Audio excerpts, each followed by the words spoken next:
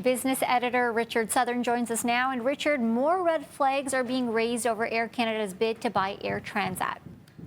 Yeah, who knows if this is going to happen now or not, Maliha. Last year, Air Canada announced a deal whereby it was going to buy its rival, Air Transat, for $720 million. But today, the European Union Commission says it's going to launch an in-depth investigation into this deal. The EU, Maliha, is worried about a lack of competition.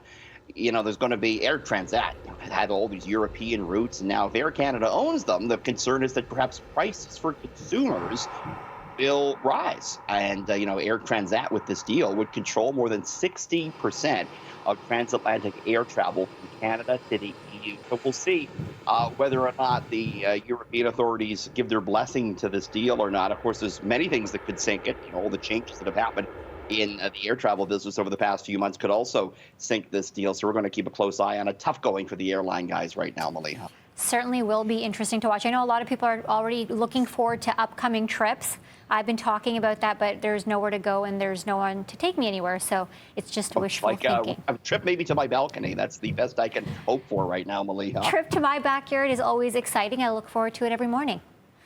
It's good that you can get outside and do that because, it's what else are you going to do? It's good to get some fresh air. That kind of leads us into our next story that a lot of people, Maliha, are looking to get out there and they're looking for a bicycle to do it. And would you believe bike sales are absolutely through the roof? Everyone wants to get out for some exercise, but it's also the case that people don't want to use public transit right now. And that's why they're opting for bicycles, right? I talked to the owner of Sweet Pete's Bike Shop in Midtown Toronto today, and he said he's been in the bike business 25 years.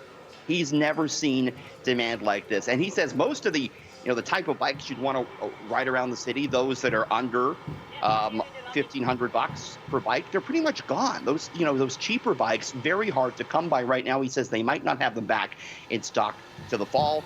We've also seen sales of e-bikes go sharply higher. So there you go. A lot of people looking to get on their bike these days. I can't say I'm surprised because I was just having this conversation with my husband. I'm like, we should get bikes. And it's something I have never said because I don't even know if I remember how to ride a bike, but it's something that you just want to do because you have the time to do it. And you could social distance on it. And of course, just today, Toronto City Council talking about maybe expanding the bike lanes in the city. So it's an in thing right now. Totally. Now, restaurants are starting to reopen in many parts of the world. And Richard, you're looking at one South Korean cafe that's found an interesting way to limit human contact. Yeah, well, get rid of the humans altogether. They are employing now robot baristas, and I want to show you it. This little robot, you actually order your coffee from here in South Korea. It then makes it and then drives it over to your table.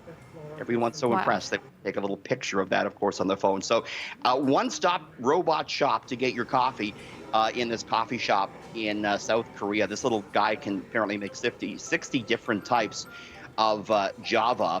And, this is kind of the worry. This is just one cafe testing it out, Maliha, but the worry is that, the virus might speed up, robots starting to take more and more human jobs. So it's certainly something to keep an eye on. Hey, you and I are back just a little bit after 6:30. Drake showing off his new pool at his new Toronto mansion. We'll show you that. Plus Elon Musk changing the name of his baby to something even more strange. We'll talk about those stories after 6:30. Can't wait. Thanks, Richard. Thanks.